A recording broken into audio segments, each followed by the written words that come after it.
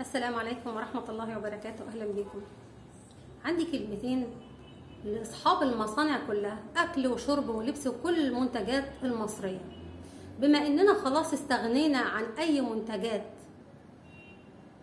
أجنبية، أي ماركات عالمية، أي ماركات بتتعامل مع اللي ما يتسموا، احنا دلوقتي كلنا بندعم المنتجات المصرية، منتجات بلدنا، المنتج المحلي أولى.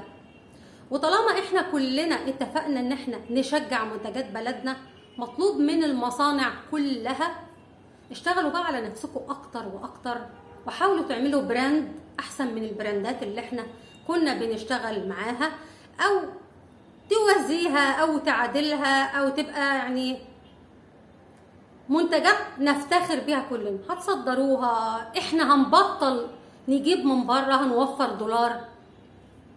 يعني مثلا في مشروبات غازية، الناس دلوقتي بقت بتفرز، فعلا بتفرز، بينزلوا بيتفرجوا على كل المنتجات اللي في الأسواق البديلة.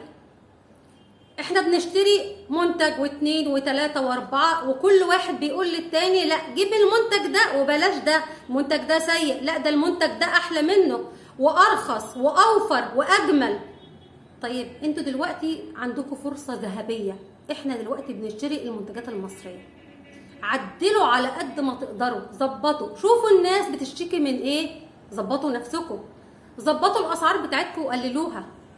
صدقوني هتبيعوا كتير كتير. قللوا الاسعار شوية وحسنوا الجودة بتاعتكم، هتبيعوا كميات كبيرة فهتكسبوا اكتر من الاول. وفي مصانع كتير اعترفت وقالت ان هما دلوقتي بقوا بيوزعوا اكتر من الاول 300%.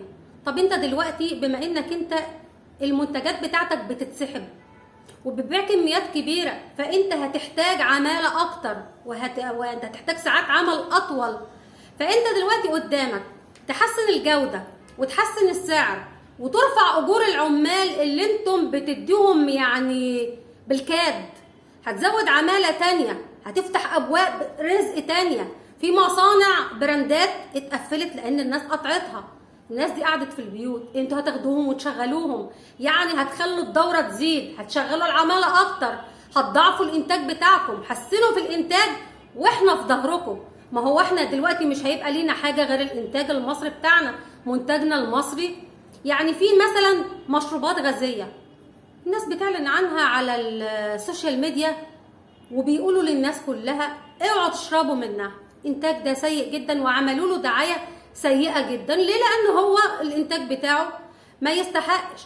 منتج تاني الناس قالت ان هو يعني يجي منه، وطلبوا من الشركه ان هي تحسن الجوده. الشركه استجابت وعملت بيان وقالت ان هي بناء على شكوى الناس ان هيعدلوا في المنتجات بتاعتهم وهيخلوها احسن. هو ده اللي احنا بنطلبه، ان انتوا تشوفوا ايه الحاجات اللي انتوا كنتوا بتعملوها ما بتعجبش الناس. سوقوا لنفسكم، كنتوا بتعملوا اعلانات بتصرفوا عليها كتير، دلوقتي انتوا مش محتاجين، لان احنا خلاص احنا هناخد المنتجات بتاعتكم، احنا بندعمكم انتوا. بدل ما كنا بنشتري من بره وبندفع دولار، احنا ما فيش قدامنا اللي انتوا. بس في بدايل كتير، يعني في مصانع كتير جدا جدا، في منافسه دلوقتي. انتوا عندكم فرصه ان انتوا تعملوا براندات لنفسكم وتحسنوا من نفسكم. احنا دلوقتي بنصفي، احنا بنألف المنتجات وبنعرف اللي هيعجبنا هنشتري منه واللي مش هيعجبنا مش هنشتريه. فانتوا ما عندكوش اختيارات الا ان انتم تظبطوا المنتجات بتاعتكم. واحنا كمصريين احنا بنشجع المنتجات المصرية بتاعتنا. يعني انا بقالي فترة انا بشتري المنظفات مصري، الشاي، القهوة، النسكافيه، الشتاء ده الملابس كلها ان شاء الله هنشتري المنتجات بتاعتنا المصريه.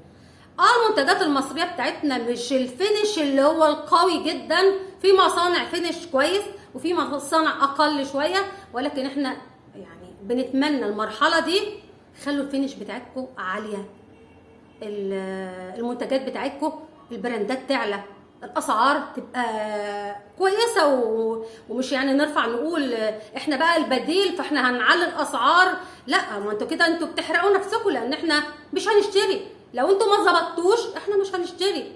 فخليكم كده حلوين والدنيا لطيفه، علشان احنا اللي في ظهركم، واحنا اللي هنعليكم، واحنا اللي هنرفعكم، واحنا اللي هنعلي اساميكم، لان احنا مصريين، والمصريين وقت الشده بيظهروا وبيبانوا. واديكوا شايفين احنا لما قررنا كلنا نقاطع المنتجات اللي من بره، بدأنا نشتري دلوقتي المنتجات المصريه.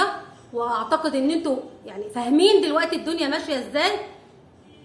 انا بقى بطلب من الحكومه تدعم بقى الشباب والمشاريع الصغيره والناس اللي محتاجه ترجع المصانع بتاعتها من الاول، يشوفوا ايه الناس ايه العواقب اللي عندهم، في ورش قفلت ساعدوهم، المشاريع الصغيره كبروا الناس وقوموها من الاول، عشان في مصانع كتير قفلت، العماله كتير قعدت.